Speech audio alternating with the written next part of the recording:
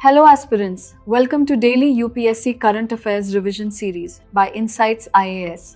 In today's session, we'll cover the GOBARdhan Initiative, Money Bills in India, the Sarvottam Jeevan Raksha Padak, the Satpura Melghat Tiger Corridor and Hero Stones.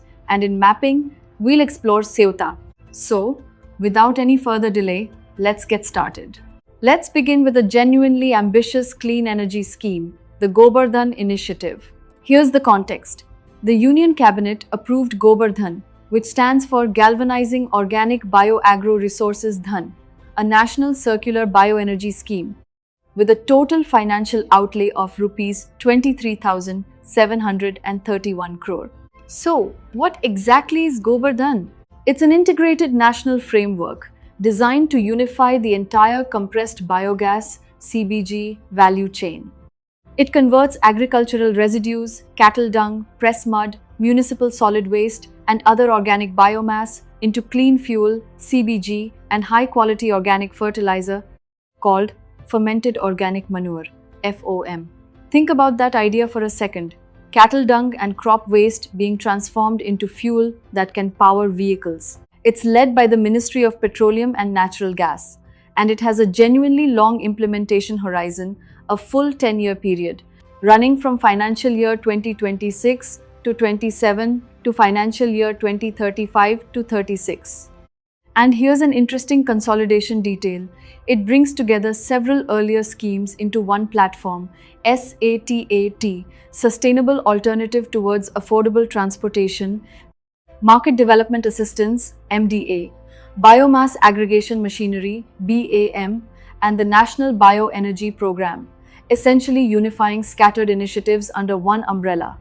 Its aim is to establish CBG as a core pillar of India's green energy mix, expand domestic renewable gas production, attract large-scale private investment, build a rural circular bioeconomy, and reduce national dependence on imported fossil fuels, particularly LNG. Now, let's go through the key features of this scheme, and this is genuinely dense, so let's slow down.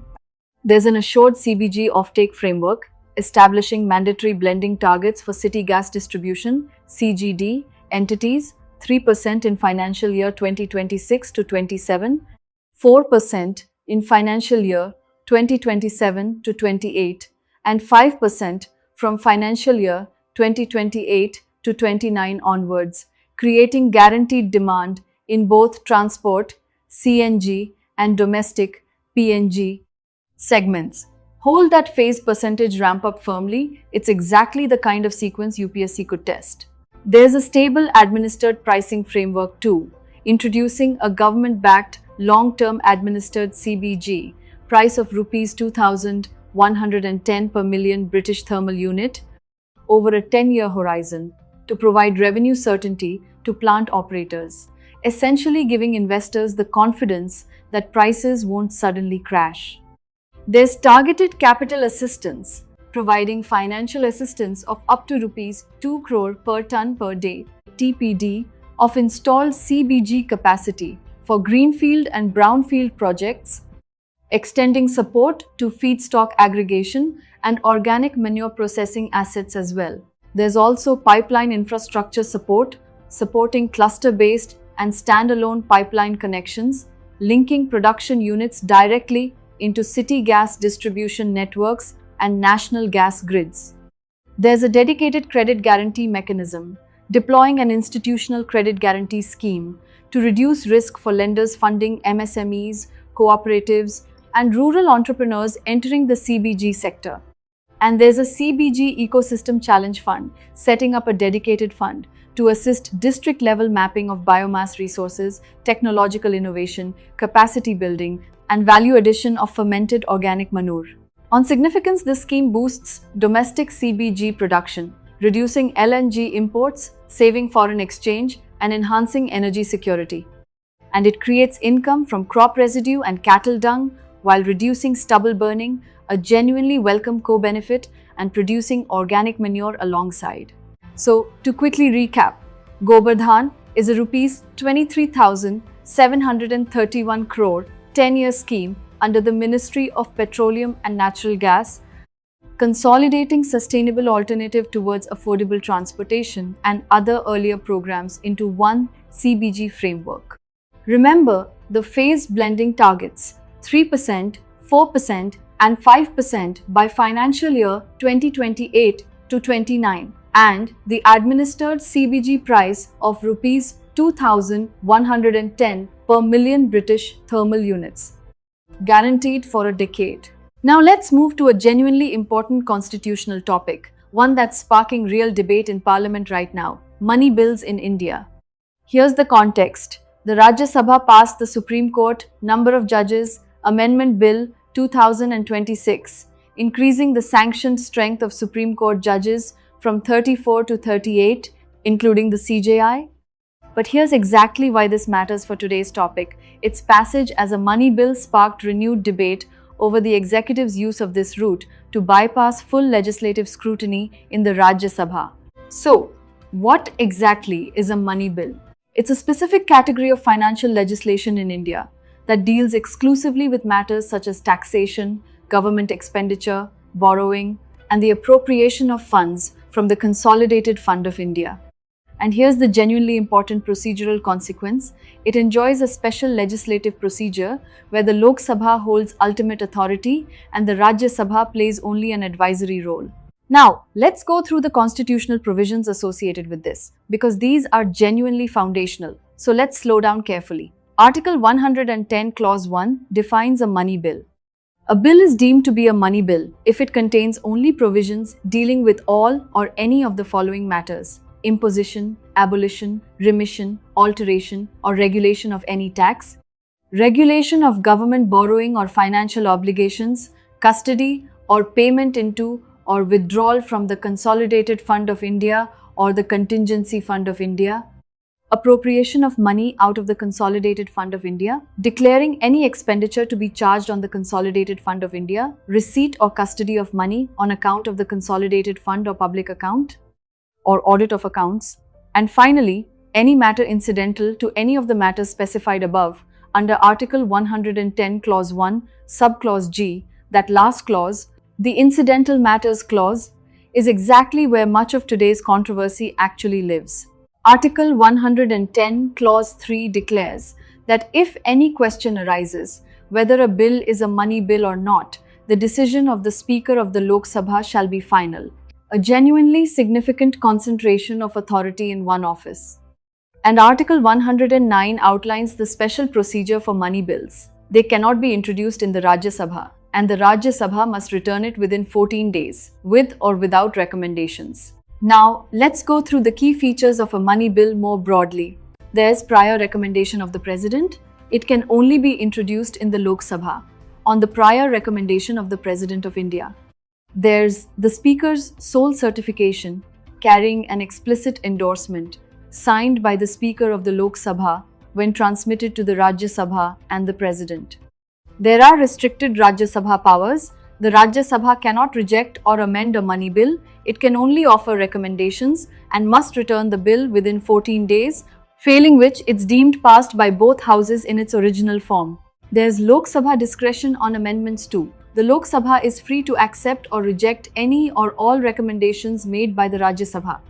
And there's no provision for joint sitting, unlike ordinary bills. There's no deadlock mechanism or joint sitting under Article 108 for a money bill. Essentially, the Rajya Sabha has no real power to block a genuine money bill. Now, let's understand why this money bill route remains genuinely controversial. And this is exactly where today's context comes alive. So let's slow down. There are allegations of executive subterfuge. Opposition parties and legal scholars argue that governments use Article 110 Clause 1, Subclause G, the Incidental Matters Clause, to bypass the upper house on major non-financial policies, particularly when they lack a working majority in the Rajya Sabha. There's the only clause versus financial incidents debate. Critics emphasize that Article 110 requires a bill to deal exclusively with specified financial subjects, and tagging minor financial implications like judicial salaries or subsidy disbursal onto broad regulatory schemes genuinely stretches the constitutional definition. There's also judicial scrutiny pending. Key legislations passed via the money bill route, such as the Aadhaar Act 2016, amendments to the Prevention of Money Laundering Act, and the Tribunal's reforms framework, have all been challenged before the Supreme Court. And here's a genuinely powerful phrase worth remembering: the fraud on the Constitution observation. In his dissenting opinion in the 2018 Aadhaar judgment, Justice D.Y. Chandrachud characterized passing non-financial structural laws as money bills as a fraud on the Constitution. A 7-judge Constitution bench is now tasked with laying down definitive benchmarks for money bill certification, so this debate genuinely isn't settled yet. So, to quickly recap for your exam, a money bill, defined under Article 110, deals exclusively with taxation and consolidated fund matters, and the Rajya Sabha can only recommend, not reject or amend it. Remember, the Speaker's certification under Article 110, Clause 3 is final, and that Justice D.Y. Chandrachud fraud on the Constitution observation in the 2018 Aadhaar case has led to a pending 7-judge Constitution bench review. Now, let's move to a genuinely inspiring recognition of civilian bravery, the Sarvottam Jeevan Raksha Padak. The context is that the Union Minister for Road Transport and Highways conferred this award on 12 rat hole miners in New Delhi. Now, just take a moment to appreciate that ordinary rat hole miners being recognized at the highest civilian life-saving level our country offers. So, what exactly is this award? The Sarvottam Jeevan Raksha Padak is the highest tier of the Jeevan Raksha Padak series of civilian life-saving awards in India. It's administered by the Ministry of Home Affairs, and it recognizes individuals for conspicuous, extraordinary bravery in saving human lives under circumstances of extreme personal risk and life-threatening danger. Let's understand its origin and history. It was instituted on the 30th of September 1961 as an offshoot of the Ashok Chakra series of gallantry awards. And on its evolution, originally instituted as Class 1 life-saving medals, the series was later renamed into a 3-tiered structure: the Sarvottam Jeevan Raksha Padak Tier 1, the Uttam Jeevan Raksha Padak Tier 2, and the Jeevan Raksha Padak Tier 3. Its aim is to officially honor, motivate, and publicly recognize civilian acts of selfless heroism and prompt action in saving human lives during emergencies such as mine collapse rescues, drowning incidents, fires, landslides, electrocutions, and natural disasters, exactly the kind of danger these rat hole miners faced. Now, let's go through the key features of this award. It represents the highest life-saving category, awarded specifically for acts performed under conditions of very great danger to the life of the rescuer. It has universal eligibility and integration, open to all citizens from all walks of life, regardless of gender or profession, and members of the armed forces, CAPFs, and police are eligible too, but only if the life-saving act is performed beyond their routine line of duty.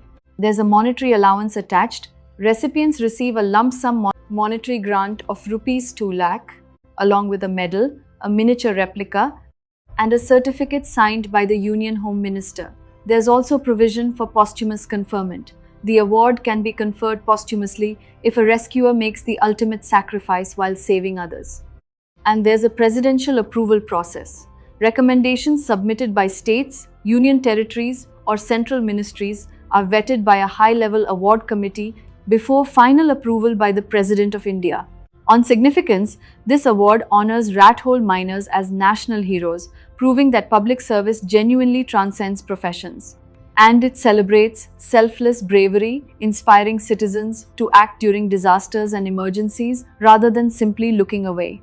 So, to quickly recap for your exam, the Sarvottam Jeevan Raksha Padak is India's highest civilian life-saving award, instituted in 1961 and administered by the Ministry of Home Affairs. Remember, its 3-tier structure, Sarvottam, Uttam, and Jeevan Raksha Padak, its monetary grant of Rs 2 lakh, and that it can be conferred posthumously to honor ultimate sacrifice. Now, let's move to a genuinely important environmental topic, the Satpura Melghat Tiger Corridor. The context is that the Standing Committee of the National Board for Wildlife granted in-principle clearance for a Central Railway third line project requiring over 200 hectares of forest land within the Satpura Melghat Tiger Corridor. So, what exactly is this corridor? It's a crucial ecological land bridge covering approximately 7,325 square kilometers of natural forest and agricultural landscape across central India. It connects the core tiger populations of the Satpura Tiger Reserve in Madhya Pradesh with the Melghat Tiger Reserve in Maharashtra. On its geographic location and range, it covers Madhya Pradesh, specifically the Baitul and Narmadapuram districts, and Maharashtra, specifically the Amravati district. And on its landscape network, it connects key protected areas, including Satpura National Park, Bori Sanctuary, and Pachmadi Sanctuary in Madhya Pradesh, and Gugamal National Park, Van, Narnala, and Ambabarwa sanctuaries in Maharashtra. A genuinely impressive chain of protected areas linked together. Now, let's go through the key features of this corridor. It maintains high natural habitat coverage, over 60% natural habitat area, dominated by tropical dry to moist deciduous forests, interspersed with local farmlands. It serves as a movement zone for key focal mammal and avian wildlife, vital for major carnivores and ungulates, including the tiger, Panthera tigris, leopard, sloth bear, striped hyena, and the endangered forest owlet. Notice that the corridor supports both mammals and an endangered bird species. There's also indigenous community stewardship. The landscape is inhabited predominantly by tribal communities, making up roughly 54% of the local population, primarily from the Korku and Gond tribes. That's a genuinely significant majority.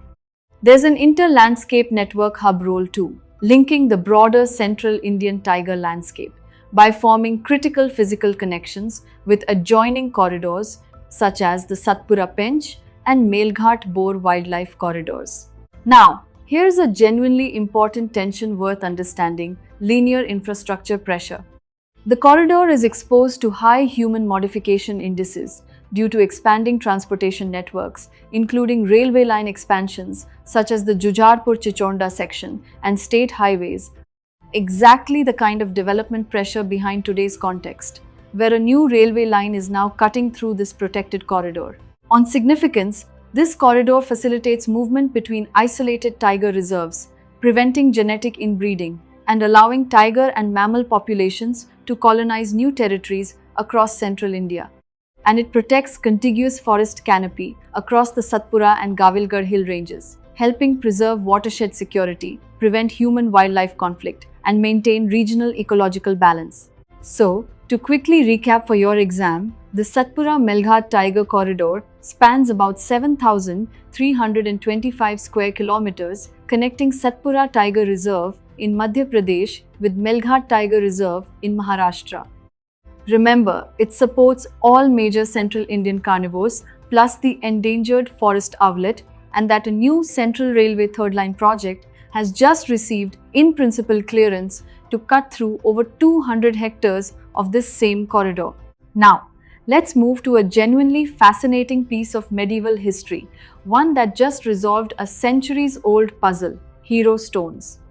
The context is that residents of Neeragunda village in Arsikere Taluk, Karnataka, unearthed a 12th century Veeragallu or hero stone during temple restoration work. And here's exactly why this discovery matters so much.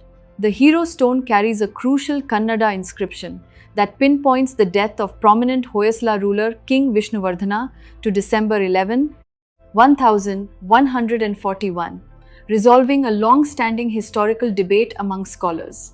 So, what exactly is a hero stone? Known locally as Veeragallu in Kannada, or Nandikal, or hero stone across South India, it's a carved memorial stone slab erected to honor and commemorate warriors, chieftains, or heroes who sacrificed their lives in battle while protecting cattle, defending women, or defending their kingdom. Let's understand its origin and history. On its origins, dating back to the Iron Age and the Sangama period around the 3rd century BCE, hero stones originated as simple megalithic menhirs before evolving into intricately sculpted stone slabs. across South India, Karnataka, Tamil Nadu, Andhra Pradesh, and Maharashtra. On its historical peak, it reached its artistic and epigraphical peak under major South Indian dynasties, including the Chalukyas, Rashtrakutas, Gangas, Kadambas, and Hoysalas between the 5th and 14th centuries CE. Now, let's go through the key features of a hero stone, and this three-tiered structure is genuinely fascinating, so let's slow down. There are three-tiered narrative reliefs, typically carved into three horizontal panels. The bottom panel depicts the earthbound battle scene, cattle raid, or fatal event, leading to the hero's heroic death. The middle panel shows celestial nymphs, Apsaraj, carrying the slain hero's soul upwards toward the heavens. And the top panel depicts the heroes seated reverently before their deity, often worshipping a Shiva Linga or Vishnu. That's a genuinely beautiful visual narrative, from earthly sacrifice to heavenly reward. There are also epigraphical inscriptions, frequently featuring detailed old script inscriptions, such as Old Kannada or Vatteluttu, along the base or borders, detailing the hero's lineage, the conflict, the ruling monarch, and the precise calendar date. Exactly the kind of inscription that just resolved the Vishnuvardhana debate. There's symbolism of eternal fame too, often featuring symbols of the sun and moon, called Achandrarkam, at the apex, symbolizing that the hero's glory and sacrifice will endure as long as the sun and moon exist. There are also variations by cause of death. Special categories exist depending on how the hero fell, such as Gograhana, defending cattle from raids, Turugol, rescuing stolen livestock, or Penbuyel, protecting village women. And on architectural placement, they're typically erected near village borders, sacred groves, tank bunds, or outside temple precincts, where the local community could pay annual homage. On significance, this discovery genuinely resolves Hoysala chronology. The inscription fixes King Vishnuvardhana's death to the 11th of December 1141, settling a long-standing debate over the exact date. And it reveals Hoysala loyalty traditions, highlighting the Garuda tradition, where royal guards sacrificed themselves after the king's death, reflecting strong feudal loyalty, a genuinely striking cultural practice worth remembering. So, to quickly recap for your exam, this newly discovered 12th century hero stone from Neeragunda village, Karnataka, fixed King Vishnuvardhana's death to the 11th of December 1141. Remember the three-tiered structure of hero stones: battle scene at the bottom, soul's ascent in the middle, and worship of the deity at the top, and the special categories like Gograhana and Turugol, named for how the hero died. Finally, let's turn to today's mapping topic, and this one's tied to a genuinely tense geopolitical flashpoint, Ceuta. The context is that a massive migrant influx at Spain's North African enclave of Ceuta triggered military deployment and renewed debate in Europe over border security, asylum laws, and the geopolitical weaponization of migration. So, what exactly is Ceuta? It's an autonomous city and exclave of Spain, located on the North African coast. And here's a genuinely important distinction worth remembering. Along with nearby Melilla, it represents the European Union's only direct land border with the African continent. And it functions as a special territory within the European Economic Area and the Schengen area.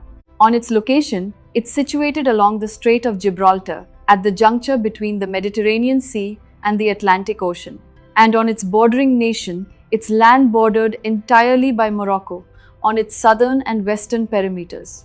Now, let's go through the key geographical features of Ceuta. There's a strategic choke point location covering a compact area of just 18.5 square kilometers on the North African side of the Strait of Gibraltar, commanding direct maritime oversight over one of the world's busiest shipping lanes. There's peninsular terrain centered around the La Almina Peninsula and Mount Hacho, featuring elevated coastal bluffs, natural deep water harbors, and direct sea access. There's also a fortified land border, featuring a heavily militarized 8-kilometer perimeter border fence, equipped with high-tech sensors, razor wire, and surveillance watchtowers, separating Spanish territory from Morocco, exactly the infrastructure being tested by today's migrant surge. There's free port and special status, operating as a free port outside the EU Customs Union, fostering a unique trade and service-based local economy, distinct from mainland Spain. And there's a multicultural demographic niche, home to roughly 85,000 residents, comprising a distinct socio-cultural mix of Spanish Christians, Arab Muslims speaking Chota Darija Arabic, and small historic Sephardic Jewish and Sindhi Hindu communities, a genuinely unique blend for such a small territory. On significance, Ceuta serves as a key migration gateway from Africa to Europe, making it a major EU-Africa geopolitical hotspot.